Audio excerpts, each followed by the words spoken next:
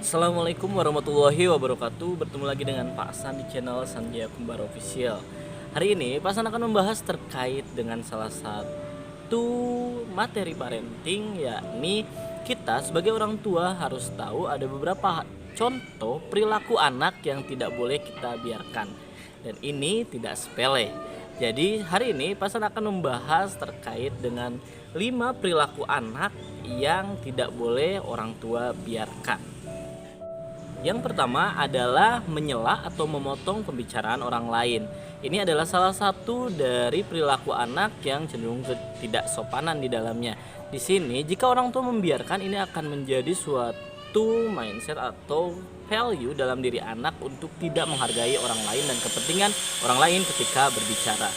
Yang kedua adalah bermain kasar. Bermain kasar adalah salah satu ciri perilaku yang sudah menyerempet ke arah bahwa mereka tidak dapat mengendalikan porsi-porsi dalam bermain atau berperilaku dengan orang lain. Di sini permainan kasar contohnya adalah ketika mereka mulai memukul atau mereka memulai untuk secara verbal berkata kasar.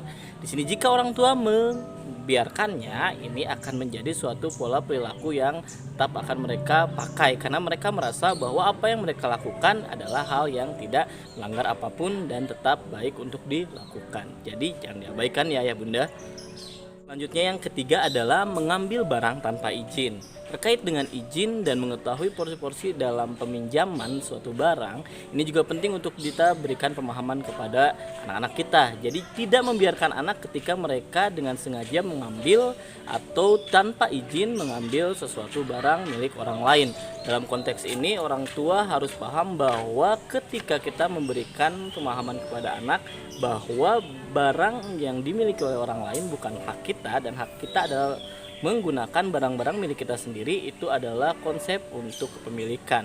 Maintaining barang terkait dengan hal ini, jika kita biarkan ayah bunda, anak-anak kita cenderung akan abai dalam menggunakan kata izin atau permisi dalam menggunakan barang orang lain atau fasilitas umum. Di sini kembali ada banyak hal terkait dengan klepto atau orang anak-anak atau individu yang sering mengambil barang orang lain tanpa izin atau pencuri. Ini berawal dari pengabaian dan juga pembiaran ketika anak-anak kecil mulai untuk menggunakan barang orang lain tanpa izin. Dan yang keempat adalah terkait dengan melebih-lebihkan fakta. Jadi kebohongan yang sering dilakukan oleh anak-anak kita adalah salah satunya memberikan suatu argumen-argumen yang berlebihan atau tidak sesuai dengan realitanya. Anak-anak cenderung memberikan pemahaman-pemahaman terkait bagaimana mereka untuk dapat dimengerti dan juga dipercaya oleh orang tuanya dan cenderung melebih-lebihkan apa yang terjadi. Di sini orang tua tidak boleh membiarkan hal itu terus terjadi kepada diri anak kita. Perilaku itu sering dilakukan oleh anak-anak kita karena terkait dengan kebohongan, kejujuran harus ditanamkan sejak dini. Dan orang tualah salah satu penyebab juga anak-anak atau orang dewasa nanti sering sekali terjadi kebohongan, atau yang kita lihat saat ini adalah krisis sekali terkait dengan kejujuran. Karena dari kecil tidak diajarkan dengan baik terkait bagaimana caranya berperilaku, terkait kejujuran dan juga bagaimana memberikan konsep-konsep bahwa pemahaman tidak harus selalu apa yang ada di hadapan kita atau realita itu harus sesuai dengan apa yang kita inginkan. Jika tidak sesuai, maka kita harus belajar untuk jujur mengakui keadaan. Dan di sini anak-anak, ayah bunda di rumah pastikan tidak dibiasakan untuk berbohong dan tidak dibiarkan ketika mereka berbohong. Dan yang terakhir, yang kelima adalah kebiasaan yang dapat menyinggung perasaan orang lain. Ini juga adalah salah satu perilaku yang tidak boleh ayah bunda abaikan atau biarkan terjadi di diri anak kita. Di sini kembali bahwa menyinggung perasaan orang lain cenderung anak-anak dalam bentuk sikap. Contohnya acuh tak acuh, atau menyepelekan dan lain-lain. Ini juga kecenderungan bahwa orang tua kadang menganggap itu sepele, namanya juga anak-anak.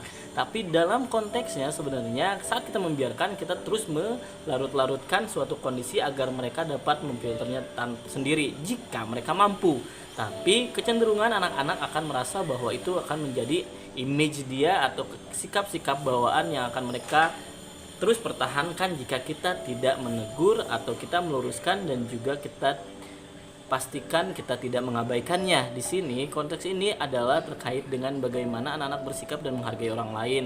Ayah bunda, menyinggung perasaan orang lain itu pun dipelajari oleh anak-anak. Jadi saat kita biarkan saat mereka menyinggung orang lain, berarti kita sudah memberikan warisan yang sangat tidak baik di masa depan mereka. Di sini Pasan mengingatkan kembali bahwa dari 5 hal tersebut ya kita dapat menyimpulkan semua perilaku yang negatif yang tidak bisa kita biarkan adalah perilaku-perilaku yang terkait dengan bagaimana mereka mengelola diri dan juga mengelola lingkungannya. Dari sini anak-anak akan berproses dengan baik saat kita mampu mengkomunikasikan segalanya dengan baik ketika mereka melakukan kesalahan, ataupun kita memujinya dengan baik dan juga bijak ketika mereka melakukan kebaikan.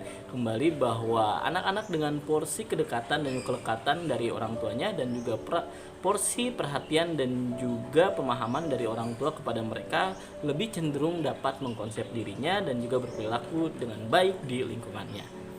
Sekian dari Pasan untuk video kali ini, semoga bermanfaat. Tidak lupa Pasan masih tunggu untuk diskusi di channel ini. Tidak lupa sertakan komentar di kolom komentar jika ada yang perlu ditanyakan atau didiskusikan dengan Pasan. Lalu Pasan masih tunggu request untuk tema video selanjutnya.